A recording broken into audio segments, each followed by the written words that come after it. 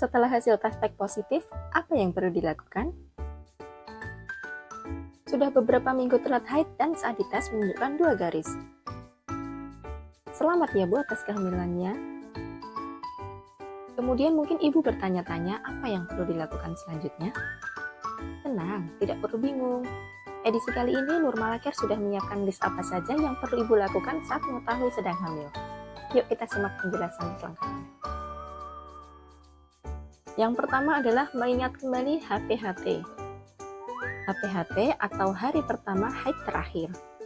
Biasanya bidan atau dokter kandungan akan menanyakan kapan HPHT kepada pasien.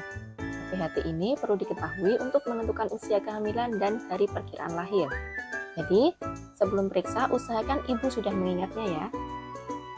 Yang kedua adalah memberitahu keluarga.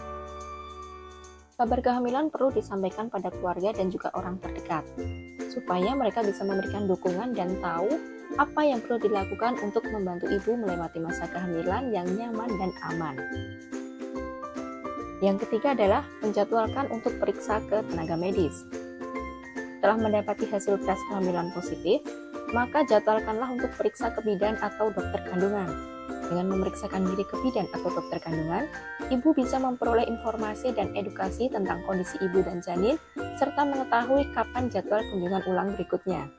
Selain itu, bagi ibu yang lupa mengenai HPHT karena mungkin jadwal haid yang tidak teratur, ini juga bisa membantu memperkirakan usia kehamilan melalui pemeriksaan USG oleh dokter kandungan.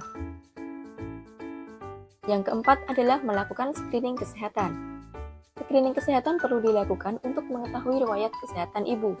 Selain menanyakan riwayat kesehatan, petugas medis juga akan menyarankan beberapa pemeriksaan seperti tes IMS, HIV/AIDS, HBsAg, dan pemeriksaan lab lainnya yang dirasa perlu sesuai dengan kondisi ibu. Yang kelima adalah mulai mengkonsumsi asam folat dan tablet tambah darah.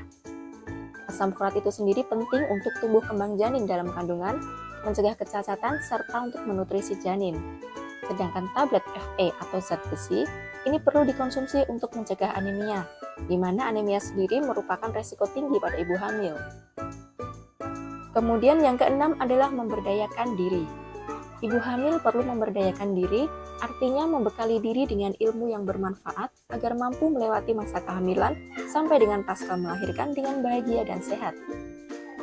Walaupun mungkin ini bukan kehamilan pertama, jangan bersikap cuek, karena kondisi kehamilan itu berbeda dan keluhan yang muncul tidak selalu sama. Maka yang perlu dilakukan adalah memperkaya wawasan bisa dengan membaca buku KIA. Nah, mungkin ada yang belum tahu apa itu buku KIA. Ini dia penampilannya buku KIA, buku kesehatan ibu dan anak.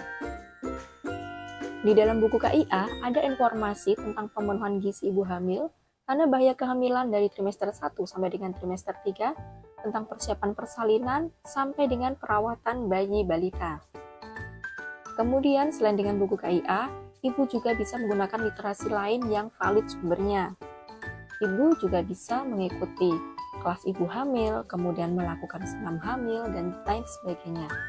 Jangan sampai ibu mengikuti mitos-mitos yang justru membahayakan kesehatan ibu dan juga janin.